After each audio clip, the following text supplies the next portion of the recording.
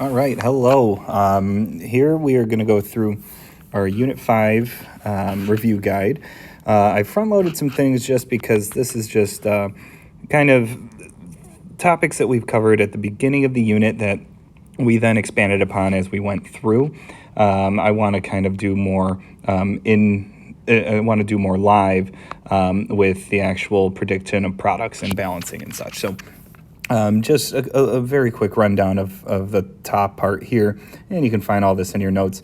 The law of conservation of mass is why we balance chemical equations, right? Mass cannot be created or destroyed. It can only be rearranged, and so we need to make sure we have the same amount of atoms for each element on both sides of a chemical equation in order to make sure that that holds true.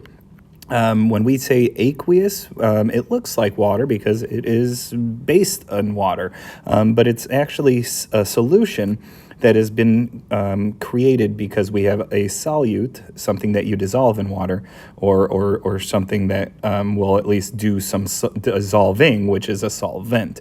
And so primarily water there, and of course that prefix aqua for aqueous is related to water itself. And so keywords to look out for aqueous would be solution, when it says it's dissolved in water, or if it's water-based. In terms of ionic versus covalent, remember ionic compounds have cations and anions, so primarily metals and nonmetals, compared to our covalents, which are only nonmetals. And so you can see 3 out of the 4 examples here were ionic compounds. Therefore, I need to identify ion charges. Because iron and gold are transition metals, you see we designated their ion charge that it has been chosen. And then, of course, we crisscross those charge values. That's the easiest way to then get the resultant chemical formula there. So notice we didn't have to worry about ion charges for the covalent compound disulfur trioxide because it is covalent. There are no ions, and therefore the prefixes tell us exactly what quantities of those atoms there are. Honkelbrief, I know other chemistry teachers say Brinkelhoff or Hoberfinkel.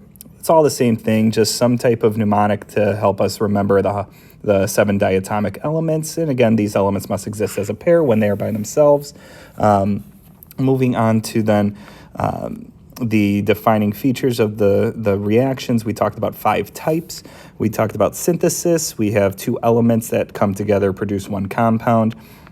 We have our decomposition reactions, which are kind of the opposite of synthesis, right? We start with 1 compound and it breaks up into, usually it's individual elements for the sake of simplicity. That's what we usually kind of cover in our class. But as you can see, like the decomposition of hydrogen peroxide there that we did in class, it doesn't necessarily result in 2 elements, but just 2 other substances that are kind of parts of the whole, so to speak there. Combustion is any hydrocarbon plus oxygen gas, and it will always produce the same 2 products in carbon dioxide and water. This is the example equation that we've done before, the combustion of propane. And of course, it starts with a hydrocarbon and oxygen gas, similar to a single replacement. Now, a single replacement starts with an element and a compound.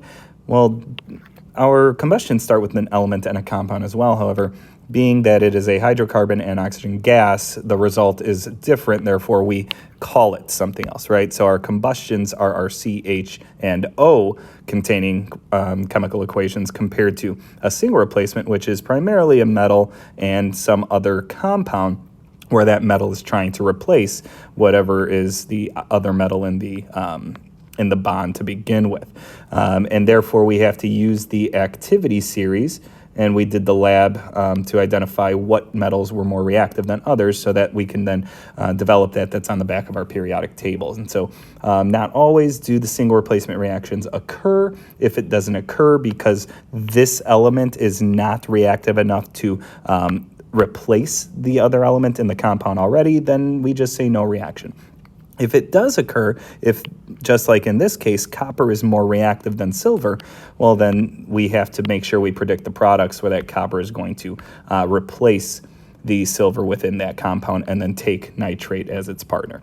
And then double replacement is, of course, the 2 compounds at the beginning, where there's like a little do-si-do. with the cat ions, those front ions there, primarily going to be the metals, but they just switch partners. But because of that, we have to make sure that we note that new bonds are formed, which means we have to reevaluate the ions that are coming together, because not always are we going to have the same amount of each ion within the formulas itself. You notice I have 2 iodine there, but I only had 1 iodine on the reactant side. And that's just because of what is bonded together. And how do we fix that? Of course, we put coefficients to then balance. And so speaking of balancing, let's go through these. Just going through, you can really start anywhere. I always say it's nice to start with metals. When you have your combustion reactions, always go C, H, then O. You can see we have 3 iron there, so I'm going to put a 3 by the iron on that other side. And those coefficients are effectively multiplying how many of that combination I have, how many of that substance I have. So in actuality, we're just identifying the new total amount of those atoms on the other side. It's not that they're all connected, because we cannot change the subscripts, but we are changing the amount of those things as a whole. Now I'm going to move on to the oxygen. I see that I have 4 oxygen there, so I'm going to put a 4 here since there's only 1, right? 4 times 1 is 4.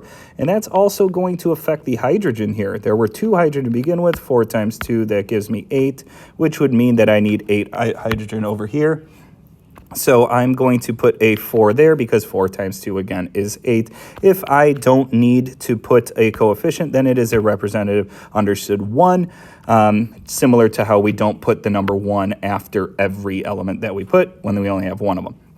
All right, and we are balanced there. For something like this, if I notice that I have 4, 3 or more elements in a compound, tells me that there's a polyatomic ion there, which means that I can treat this as its own bundle. So what helps us with that is that I don't need to treat the N's, the hydrogens, and the oxygens separate from each other, because I notice that there's a nitrate group, or an ammonium group on both sides, NH4, and I also notice that there's a hydroxide group on both sides. So instead of doing the hydrogens and oxygens and nitrogens separately, why not bundle them up and just treat them like they're their own thing? That's going to make our lives a lot easier in terms of balancing. I see I have one ammonium group on the left and 1 ammonium group on the product side, so that's taken care of. I see I have 3 hydroxide groups on the product side, but only 1 on the reactant side. So I'm going to put a 3 here. That's going to give me 3 of those hydroxide groups, and it's also going to give me 3 nitrate, or I don't know why I keep saying nitrate, ammonium groups. And I'm going to put a 3 in front here because, yes, there is a 4 there. There's not 4 of those groups, because the 4 is part of its identity, right? And so 3 of these nitrate bundle or ammonium bundles are present, which also then creates their 3 chlorine on that side as well. And we look and we see we had 3 chlorine on the left side as well. So that is balanced. C3, I'm going to put a 3 in front. 8 H's, so I'm going to put 4 here because 4 times 2 is 8. We do the O's last because the O's are a part of 2 products on this side, so whatever changes we do to those compounds in terms of an amount is going to affect the O in 2 places. And so here we have 6 oxygen now. Here we have 4. That added together is going to be a total of 10, which means we need 10 oxygen over here. And how I get that would be 5 of those O2 molecules. And I like to just erase the extracurriculars so that it looks a little bit more clean. Going through, I'm just going to kind of work through this one. We have, again, try to balance your metals first if possible. I see aluminum there. There's 2. I see there's only 1 on this side, so I'm going to put a 2 here. That's going to be 6 chlorine, so I'm going to put a 6 in front here. That's going to give me 6 hydrogen, so I'm going to put a 3 there. And that's going to give me the 3 oxygen I need. Excuse me. And then last but not least, down here we notice that we do have another instance of a polyatomic on both sides, which means we can treat it like it's its own thing, not separate the individual atoms. And so I'm going to take, I notice that right away I have 2. All the metals are balanced already, so I have 2 nitrates on that side. This time it is nitrate. And I'm going to put a 2 in front, and that's going to give me 2 mercury atoms as well on that side, so I'm going to have 2 mercury on that side. So again, that's going through. Of course, you can draw these out. Drawing it out does work it just takes a little bit of time, so we like to use kind of that mathematical way and approach of putting those coefficients in and almost distributing into the numbers of how many atoms of those we have. Writing chemical equations from words, I am not going to necessarily do each and every one of these. I'm going to do probably about 2 per each section, going from writing to words and then words to writing, just so that you get the idea and we have notes and stuff that we did and went through there. So if we're looking at kind of the criteria, remember that idea of heat being added, that is that triangle delta over the arrow for the chemical reaction. That just is something where it will tell you that there's heat added in some capacity, and so you just add that delta triangle there. Other than that, we're making sure that we identify every part of this, states of matter, correct formulas, and then balance to begin. We're going to go through the first one, nitrogen gas. I see that this is just nitrogen by itself. This is gas, so that's the gas state of matter. That is and, so that's a plus sign. Oxygen is also by itself, and this is gas. Now, before I move on, I need to note that nitrogen and oxygen are both diatomic molecules from our Hankel-Briff 7. So I am going to make sure that because these are by themselves, they are not bonded to anything else because there are not 2 names, I am going to have an N2 and an O2. They react to produce. There's my arrow. Dinitrogen, pentaoxide. That means that I have 2 nitrogens and 5 oxygen, right? I didn't have to worry about ion charges because it's telling me how many there are because this is covalent and not ionic, and of course it is in the gas form. This is N2, gas, plus O2, gas, produces N2O5, gas. Now the nitrogen are balanced. The last step would be to balance everything. I notice I have 2 oxygen on one side, 5 on the other. 2 and 5, the least common multiple would be 10. So in order to get 10 oxygen there, I would put a 5 there. In order to get 10 on that side, I would get a 2. That also affects the nitrogen. There are now 4 nitrogen on the product side, so I'm going to put a 2 in front of there and have 4 nitrogen. Let's take a look at this. Solid chunks of calcium. Solid chunks of calcium metal. So this is calcium metal.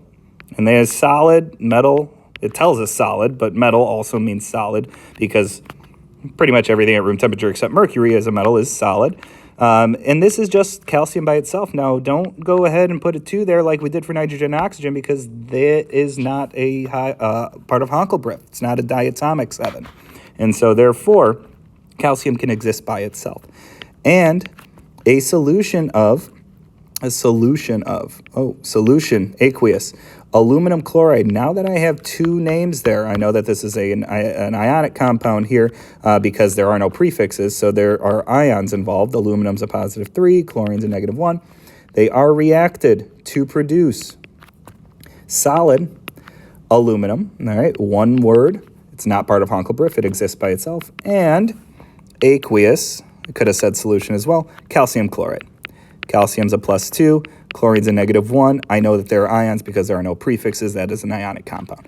Let's put it all together. I have calcium, that's solid, and it's being added to a solution of aluminum chloride. Aluminum's a positive 3 charge. Chlorine's a negative 1. Crisscross, I know that I need 3 chlorine ions, chloride ions for every aluminum ion I have. That is aqueous. That produces solid aluminum and calcium chloride. Now, just because we have 3 of them over there does not mean we have 3 of them over here. Because a new compound forms, we need to reassess the ion charges that are now bonded together, and we end up needing only 2 chloride ions because calcium has a positive 2 charge, not a positive 3 like aluminum. Now we have to balance our equation. 2 and 3 have a least common multiple of 6, so I'm going to make that 6 chlorine there, that 6 chlorine there. That's going to change the amount of calcium I have. That's going to change the amount of aluminum I need. All right, so again, just going through these, I find it very helpful to annotate the words as I go, just so that I'm able to ensure I have everything squared away. What type of reaction exists? So as you read these, you'll be able to see. So for the first one, I notice that I start with two elements and I combine to make one. That would be synthesis. For number 2, I see that I have an element and a compound, so I know that that is a single replacement because the element and the compound are not hydrocarbon and oxygen gas. And so you will go through 4. Don't worry about the type of reaction 4 because we end up with 3 products there, and we don't talk about a reaction that ends with 3 products. So won't worry about that. Putting chemicals into words, I'm going to do one example of this just because it's really going backwards from what we do up here and just expressing what we're being shown. So again, let me do, here, let's do number 4. Let's do number 4. So what I see is what I write. And so this is aqueous iron. Now, iron is a transition metal, which means I have to have a Roman numeral to identify its charge. Because there's 3 chlorine there, that must mean that the iron took the positive 3 version, and that is iron chloride. So aqueous iron chloride, and this is sodium, and the OH group is hydroxide. And you could say solution because that's also aqueous. We can mix it up there. You could say aqueous as well. React to produce, right? You can kind of say that in any way you really want. And then we, of course, have iron 3. It doesn't change its charge from start to finish. It just changes what it's bonded to. In this case, it's changed to the hydroxide, but it's an iron 3 hydroxide solution because it's aqueous. And you can say aqueous sodium chloride. All right, and so that takes care of all the states of matter. That takes care of all of the chemicals, compounds that we see there, and we are good to go. So again, it tells you kind of what to write. You just have to then go through and follow those naming rules that we've practiced a bunch. Same here, going through and identifying the question or the type of reaction. This should say question 4. This time we can identify that. That is a double replacement reaction, and that is just more of the same. So there's our double replacement reaction. And last but not least, this section here, again, I will do a couple of these, and we've done a bunch in class, but we see that we're going to start to identify based off of strictly the starting materials or the reactants, and then we are going to predict the products after that. We have this activity series. Remember, the activity series is strictly for the single replacement reactions, and then we would place an R for no reaction if no reaction were to occur because the metal by itself is not reactive enough to replace whatever's in there. So right off the bat, we have a single replacement reaction. How do you know that? Because it's an element and a compound. They can be written in any order. Does this reaction happen? Because it's a single replacement, I have to use the activity series. I see that magnesium is more reactive than copper, which means this reaction proceeds. Magnesium has the ability to kick copper out. Copper is now by itself. Magnesium is now partnering up with the sulfate. I'm forming a new compound in the end, which means I have to make sure that I rebalance any ion charges. And I notice that magnesium has the same ion charge in this case as copper does. And so the formula will then allow us to end up with a already balanced equation. So that's pretty cool. Note that copper is by itself. It can exist by itself. It is not a diatomic. The only elements that cannot exist alone like that when they are by themselves are 7 diatomics. Kind of like in letter B. Letter B, I see I'm starting with one compound, which means this is a decomposition reaction. It is going to break apart into its elements. It's nitrogen and hydrogen. Now, they cannot exist by themselves because they are part of our 7 diatomics. And so this is actually N2, this is H2, which means I have to balance the equation. 3 and 2 to kind of find common ground. They both reach 6, so I put a 3 here, I put a 2 here. That gives me the 2 nitrogen that I needed there. And let's do E. E is fun because it's another single replacement reaction. But what I notice is that the silver here is the element that's trying to kick the zinc out. And because this is a single replacement, I have to look to see, can it do that? And I notice that silver is much less reactive than zinc, which means this reaction just doesn't happen. And so all I would do is write NR for no reaction, or write no reaction, or cross it out, doesn't matter. All right. And truly, we say type of reaction as single replacement still just because you identify it in order to be able to use that activity series.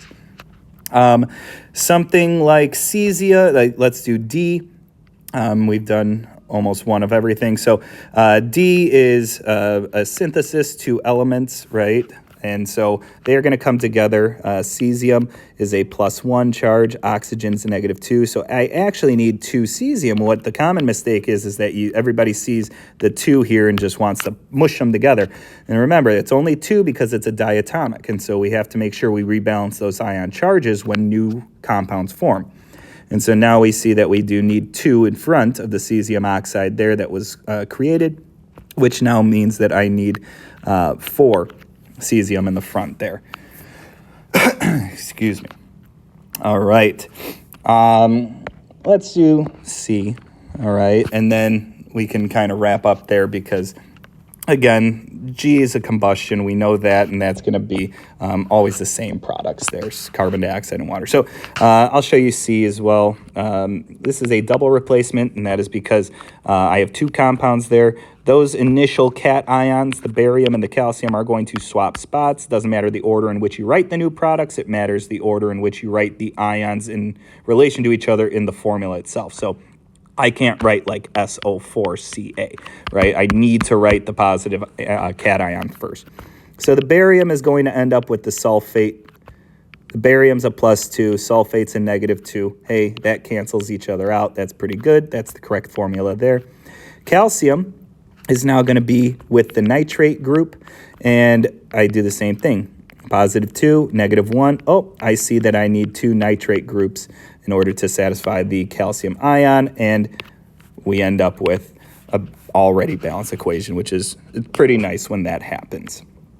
All right, and so I will leave you with this. We have identified all 4 reaction types except for the combustion. We know that the combustion is there. That is the combustion of our sucrose, right? And so what we're going to do is predict the products. Cool part about that is these are the products. And now my challenge for you, my task for you would be balance it, all right? And remember a trick for combustion, C's, then H's, then O's. I hope this was helpful. Of course, if you have any questions for me at all, always feel free to reach out and ask, all right? I will see you later.